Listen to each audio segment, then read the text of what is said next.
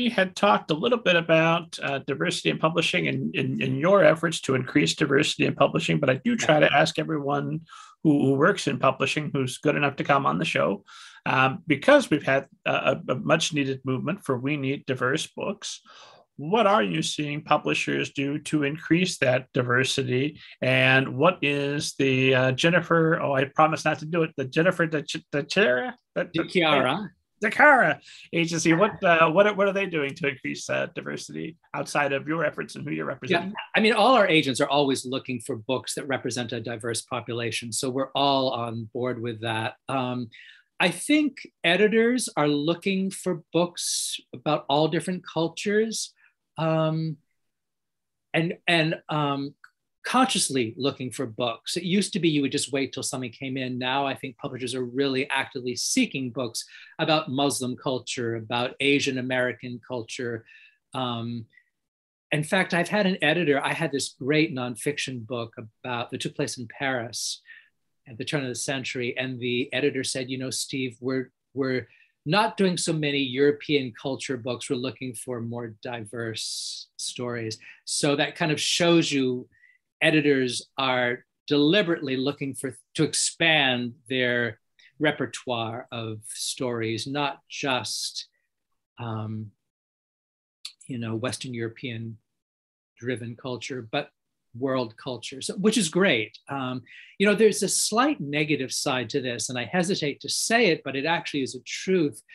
I think that the Own Voices movement, which is what this is called, which is great, people writing about their own cultural experience, I do think it's gotten a bit heavy-handed, and I think there's some editors who have gone maybe too far in that direction. It's called creative writing for a reason, and I think any writer who is gifted enough should be able to write about anything, their own culture or someone else's culture, as long as they do research and do it and write really well.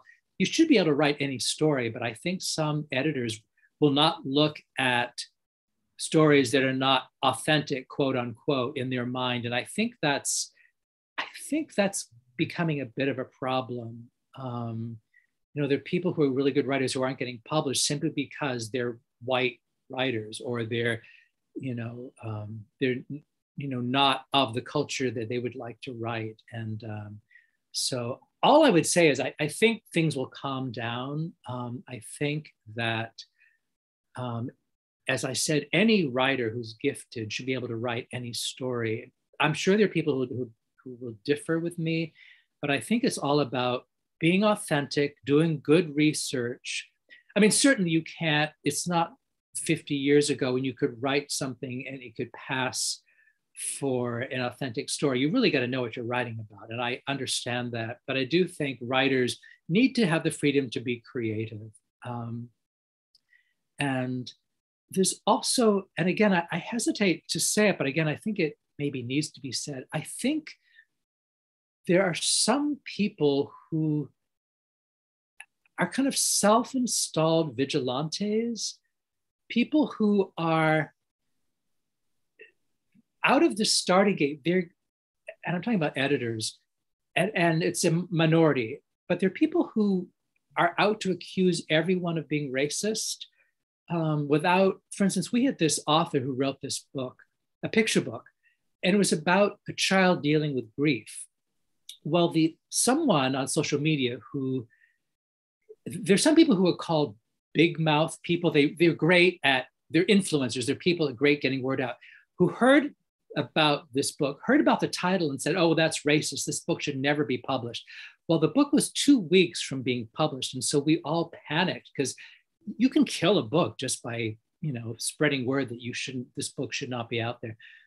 The publisher very wisely said, let's not panic, let's stay calm. Let's send this person a copy of the book. She'll read it and she can decide for herself.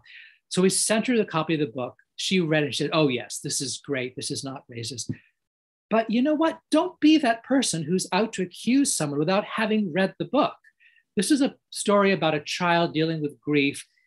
And one of the characters, I don't want to go into specific because I don't want to get anyone in trouble, but don't be that person who's out to accuse someone. And I think there are people who are out there trying to police the world, but in an overly heated way, accusing everybody. And we don't need that. We all need to be respectful and inclusive.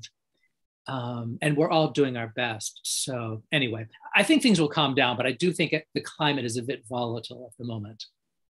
Part of me is a little bit sympathetic, because if we were to have an overcorrection for a time, like, well, we went way too far in the other direction for years, for decades. So, okay, let's overcorrect the other way. Fine. If sooner or later we come back to a happy middle. Yes, absolutely.